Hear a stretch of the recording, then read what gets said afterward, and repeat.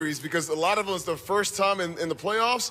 Well, they look comfortable now, Bonte. All right, they held the Warriors to 107 points, but a lot of this game was them pushing the Warriors to the three-point line. The depth, the length, the physicality really bothered the Warriors. They got every loose ball, every second chance points. They were running. The Warriors just looked uncomfortable, and this was a prime opportunity for the Warriors to advance and get the home court advantage. Now you lost that advantage. You have to go to Houston and take it now. I mean, the Warriors completely lost all momentum that they had in this series. They've lost two opportunities to close this game out, and it came down to the Warriors not looking on the same page from the get-go. You can start with that play to start the game with Draymond Green and Jalen Green. That was very distracting to start. But if you looked at the offense, they settled for tough shots all night long. Rather than getting into the zone, trying to find shots that were easier, they gave up shots. There was no spacing on the floor. And then defensively, they struggled to contain the dribble penetration. The Warriors just looked a little bit out of sorts, even though they found themselves just within two at the end of the third. It was kind of crazy. Yeah, Steve Kerr started a defensive lineup, and we all thought maybe GP2 to slow Fred VanVleet down. Fred VanVleet had an incredible game, once again, dynamic with 29 points. All their starters were phenomenal, and Dillon Brooks didn't even play that well tonight. Think about this. They made 35 field goals and 33 free throws. So basically, I had a hard time taking away anything. And the Warriors struggled again from the field. You know, Jimmy and Steph really the only offensive threats out there consistently. That zone bothered them. We talked pregame about how to attack that zone. But every lineup that Ime Udoka threw out there seemed to click. You know, he went with a smaller lineup for a little bit with Jabari Smith, more offense. He went with Steven Adams. And now, even with Steve Kerr employing this hacker Kiwi, I think Ime Udoka showed much confidence leading into next game by leaving him in there.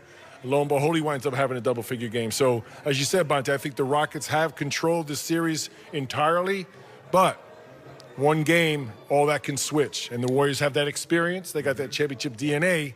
But, as Fitz just mentioned, you're going to have to shoot the ball way better than 41% from the field to beat this team. 41% in the last three games the Warriors have shot. And Fezzi, real quick, before we get to the fourth quarter tape, the balance on offense. 49 of their 90 shots threes came from the three-point line. And they shot 30% from the three-point line. The advantage for the Warriors is that they are better shooters from the three-point line. But I think they only made 3 threes more than the Houston Rockets. Houston Rockets were downhill all night long. They lived in the paint for the Warriors. If you look at the shot chart for the Houston Rockets, it's all around the rim. They were dunking everything. They were getting backdoors. They were getting offensive rebounds.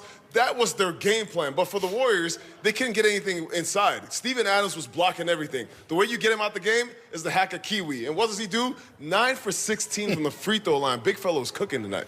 No doubt about that. Let's roll this fourth quarter tape because, as Ina mentioned, the Warriors are only down by a bucket. They had to feel fortunate to only be down 2 entering the final 12 minutes of this Game 6. But Fred VanVleet, right off the rip, 6 seconds into the fourth quarter, hits a 3, and we'll get to his three-point numbers over the last 3 games in just a second. Jalen Green with a drive baseline, but again, an offensive rebound by the Houston Rockets. They had 11 offensive rebounds. He puts it back up, and then Şengün going to work against Jimmy Butler. This is a tough guy. 21 points, 14 rebounds, 6 assists. Alperen Şengün has gotten more comfortable by the game than Amen Thompson. You can't say enough about this kid. He's a superstar in the making. 14.7 rebounds for him, attacking the paint.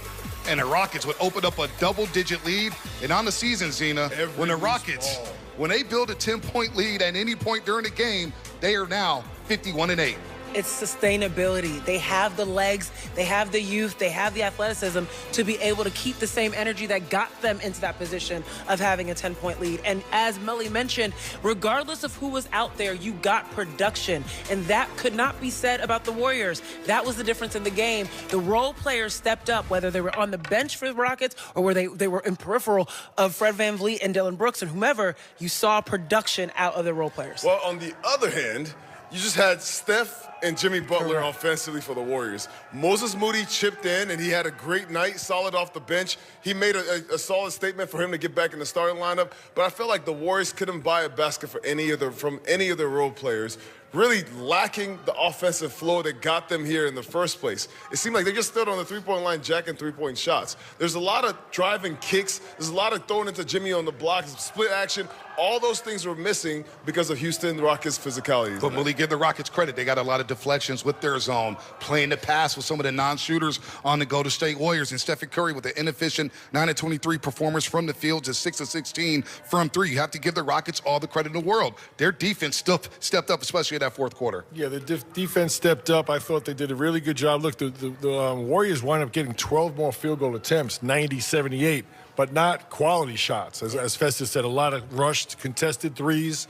I thought the Rockets did a really good job having the Warriors offense really out by half court, late into the shot clock.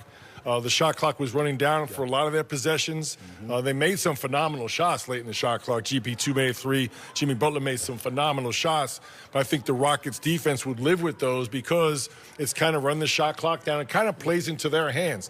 Both teams had 26 assists. That's a big number for the Rockets.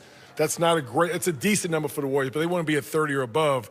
But you look at those clips, they were very content of having Şengün go one-on-one, picking out some mismatches.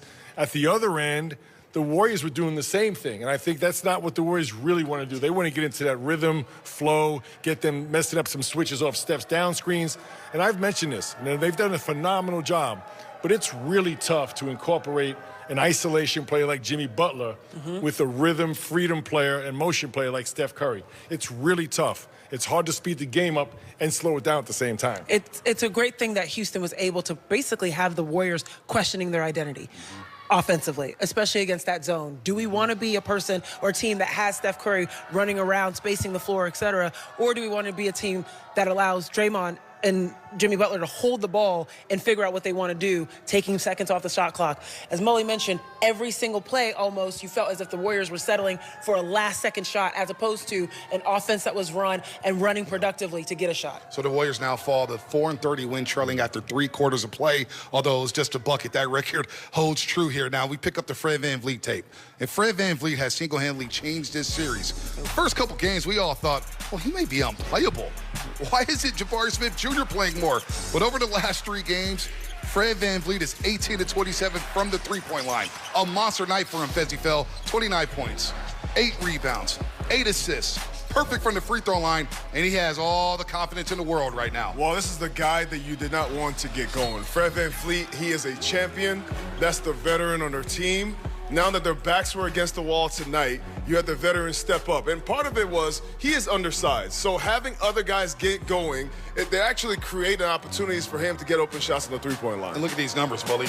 He shot it better than Steph in the last 3 games, which is remarkable. No, this is kind of a microcosm of the Houston Rockets identity. They never really get too far down. Even when they're struggling, they're able to fight back. As you said, Bonta, after those first 2 games, he actually looked unplayable both offensively and defensively, and he's been the exact opposite. I think he's been the catalyst strategically, defensively, taking the ball movement away from the Warriors, making them go isolation because he's gotten Draymond so tight at the top of the floor. And then offensively, he's just exploded. He's found his three-point shot. He's playing in rhythm.